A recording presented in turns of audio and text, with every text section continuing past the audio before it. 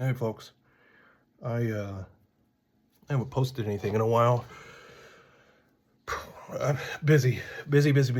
Uh, but I did want to first of all put out a big thank you to everyone who's supported this shop, supported me, and helped me be where I am at this very moment. Uh, but that's not why I made this video or making this video. This video is to hopefully not stir up anything. It is for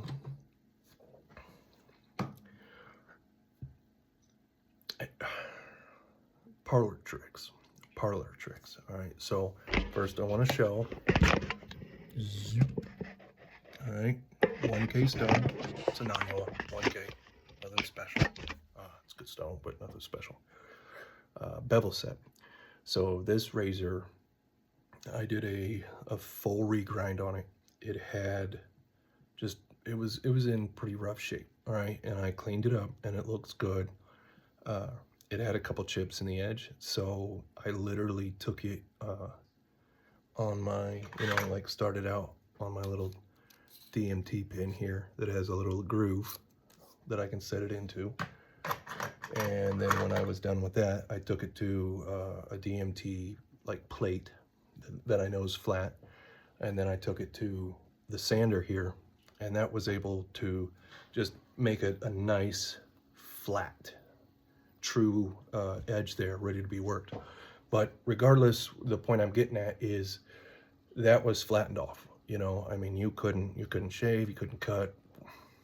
It was a butter knife, at that time. So I just sat down and I worked the stone for a while, but I did some on 800. A lot of times I'll start out on 800 anyways, quite often. So I did some rounds on 800 just to get my bevel started, and then moved on to 1 to kind of finite that setting.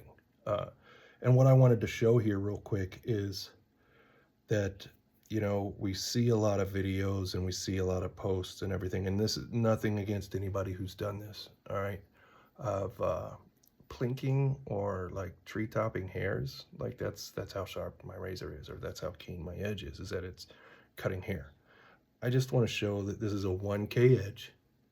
Here is a hair, and there is a plink. All right, I didn't slide it, I didn't cut it, I didn't slide it or anything. I just, it won't hit it everywhere, every time, because like I said, it is a 1K edge. But there you go. I mean, I don't have to slam it against there. There you go. And it's just splitting it away. I might even be able to get it to split it long ways if I can get it to catch. Nah, it's not there yet. But, the whole point is that you can plink hairs on a 1K edge. So why would we use a test, that kind of a test, to let us know when our edges, how sharp our edges are? I've personally never used the styrofoam. I don't know why. I know about it. I absolutely do. I've even mailed out pieces of styrofoam, just random pieces in boxes with razors to people, because I know they use them when they hone. Kind of a little side gift or whatever. But I guess what I wanted to also add with this is the way and this isn't how you should do it. By all means, find your own way to do it, but this is how I do it. And I do quite a lot of honing. To be honest with you, I can't stand it. It's a pain in the ass. If I could pay somebody to do it, I would. Absolutely. 2 weeks ago, I had 37 razors that had to be honed. It took me a few days, man. And I'd probably enjoy sitting in and just honing my own edge, like one razor here and there to shave, or, a couple a week at most.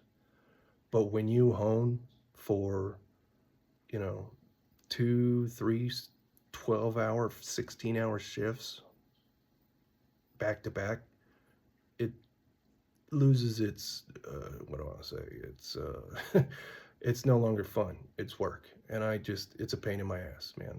It is what it is. Right now, I've got 6 of them right here. On average, I probably do 10 to 15 a week. 37 is not my record, but it's the most that's happened here recently, within the last 6 months or so. But moving on, I want to tell people, if you're starting out with honing, don't so much rely on the tricks, like splitting hair. Like, I just proved that. Whether you have a 30K or you have a natural stone edge that you spend hours on, and no matter if you stropped on a turtle, whatever your techniques are to get a shave ready edge, if you tell that that's ready by plinking hair, well, a 1K edge do it. I just showed that. So as far as I'm concerned, that's kind of a parlor trick. Doesn't really mean much to me. So I wanted to share this, especially for any new people that see this video that's just now getting into honing.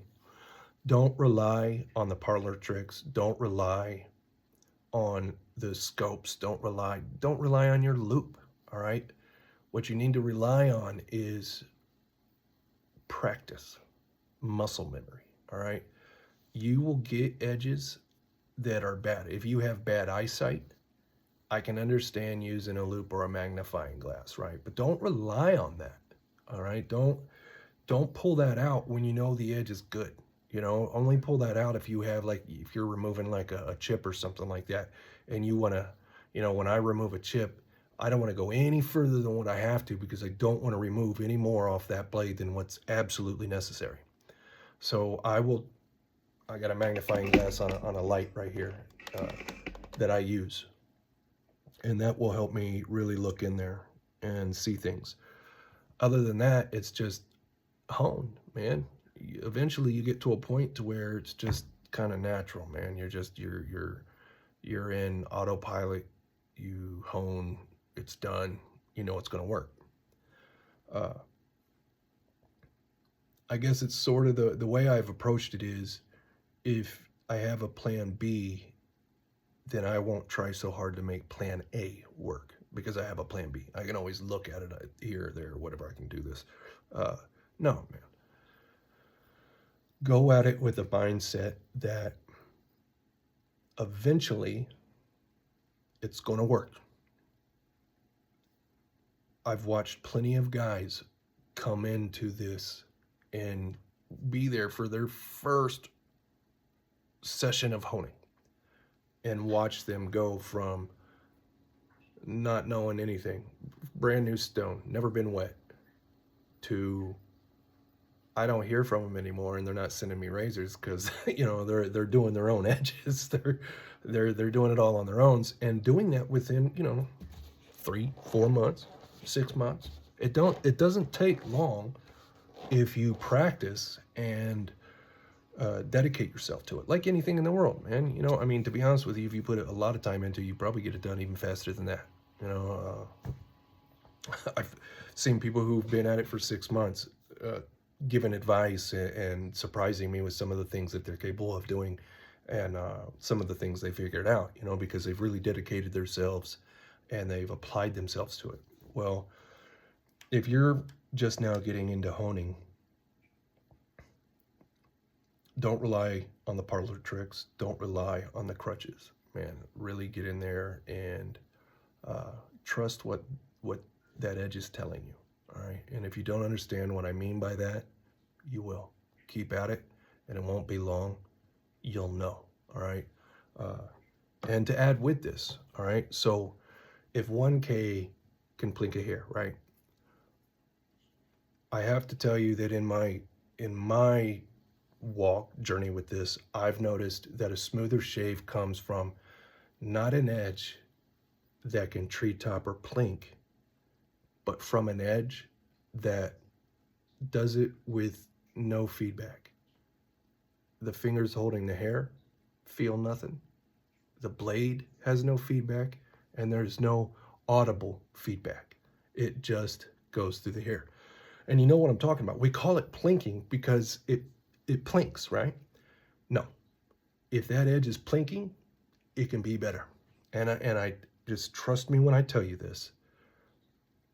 If your edge can slice through that hair, when you're finished, after you've went through it, 1K you do it, but if you go through your progression and you're at the end, if your edge hits that hair and it makes a noise or you feel anything, it's not done. Go back. What it is your burr is too acute, all right? It needs to be basically rounded off in a sense, but on a really small level. It needs to be smooth, all right?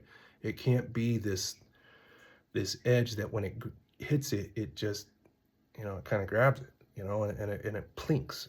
Don't let that happen. What you want is, if you treat top on your arm or whatever, you want to hear nothing. You don't want to hear any plinking. You don't want to feel anything. You just want it to go through the hair like hot butter. And I promise you, when your edges do that, you will have a smoother shave.